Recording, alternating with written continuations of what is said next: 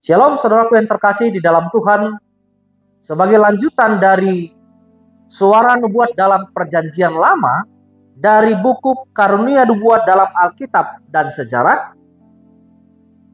seorang penulis yang bernama Kenton Sparks menyatakan bahwa selain dari Alkitab Ibrani, nubuat dari timur dekat kuno sedikit, catatan sejarah mengungkapkan bahwa mereka ditransmisikan dengan ramalan atau pertanda konsultasi dan biasanya diucapkan dalam keadaan kesurupan.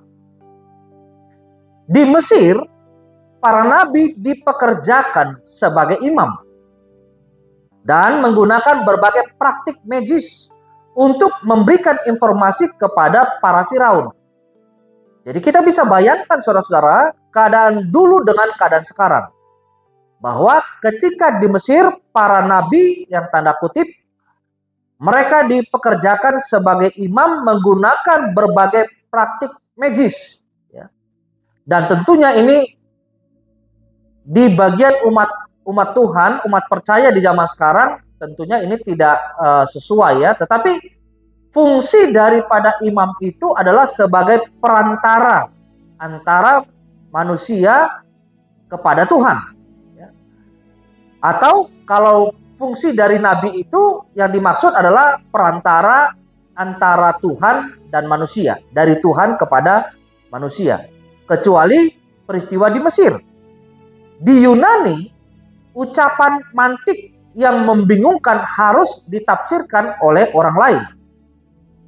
Sementara di Mesopotamia, para nabi lebih banyak tokoh politik dalam pelayanan raja sehingga mengamankan institusi kerajaan.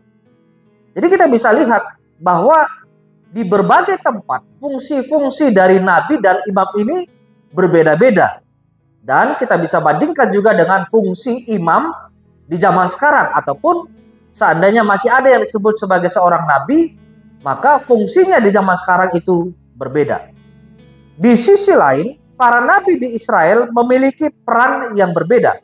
Mereka adalah para hamba Allah. Amos 3 ayat 7. Dengan pelayanan mereka yang dibangun di atas firman Allah yang diwahyukan. Contohnya Amos berbicara tentang tanah, yaitu rahasia, nasihat, atau hal-hal rahasia yang diungkapkan oleh Allah dan diumumkan dengan otoritas yang datang dari Allah.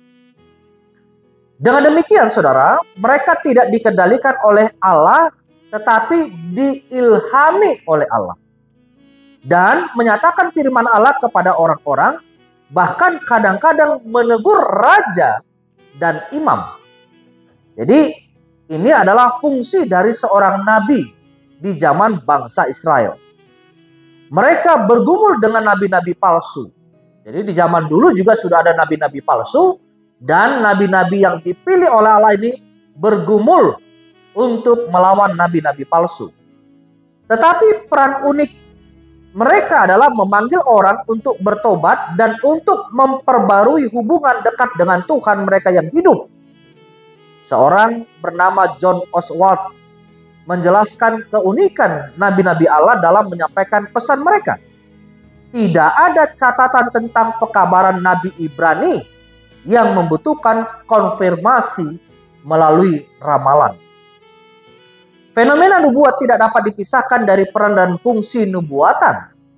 Ini sangat diperlukan untuk melihat kedua masalah bersama, karena karunia kenabian tidak datang dalam satu kekosongan dan selalu dibawa oleh orang-orang dengan pengecualian keledai Bileam.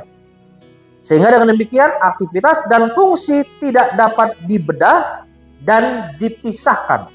Itu bekerja bersama-sama.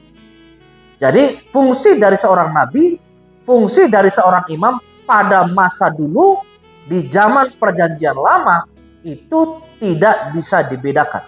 Fungsinya tidak bisa dibedah, tidak bisa dipisahkan. Jadi kita bisa bandingkan fungsi nabi di zaman perjanjian lama dan fungsi nabi di zaman perjanjian baru, atau fungsi imam di zaman perjanjian lama dan fungsi imam di zaman perjanjian baru. Intinya bahwa nubuatan di perjanjian lama mengingatkan kepada kita supaya kita bertobat dan menyerahkan hidup kita kepada Tuhan. Tuhan Yesus memberkati.